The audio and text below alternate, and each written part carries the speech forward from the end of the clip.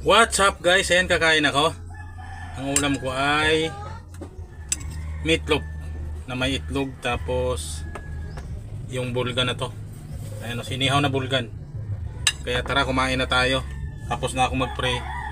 Tara, kumain na. What's up guys? Ayan, nag-ihaw ako ng bulgan ngayon. Kahapon pa yun eh. Nilagyan ko lang ng asin. Kaya tignan natin. Ayan o, tinan mo yung bulgan. Inihaw ko kasi ang hirap pagka laging ganun ang luto. Kaya hintayin natin kung kailan maluluto to. Tara, tignan natin. Ayan ang ulam natin ngayon. Bulgan, meatloaf na may itlog, tapos itong tuna. Tara, kumain. Tara, kumain na tayo. Itong itlog na meatloaf, tapos ano, may itlog. Tapos ano to? Yung bulgan. Tapos ano, tuna. Tara, kumain.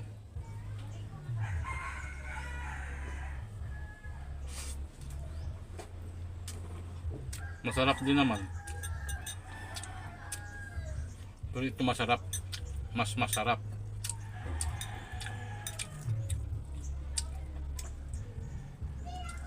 Masarap to eh. Kahit anong luto nito masarap. Itong bulgan na to masarap to, kaya lang may kaya lang.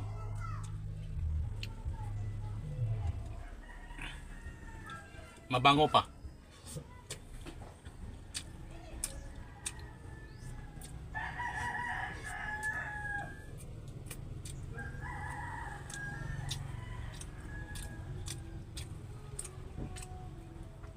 May kaya lang dito kasi nakakabawas to ng ano,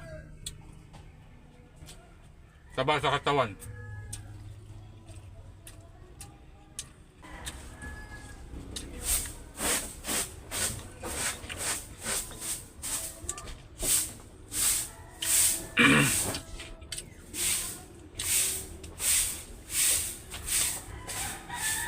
Dahil pag nasubrahan ka nito,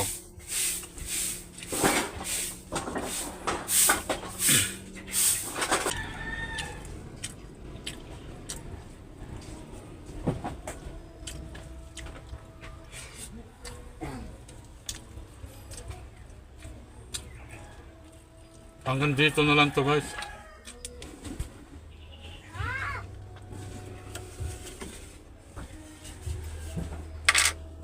Hanggang dito na lang to.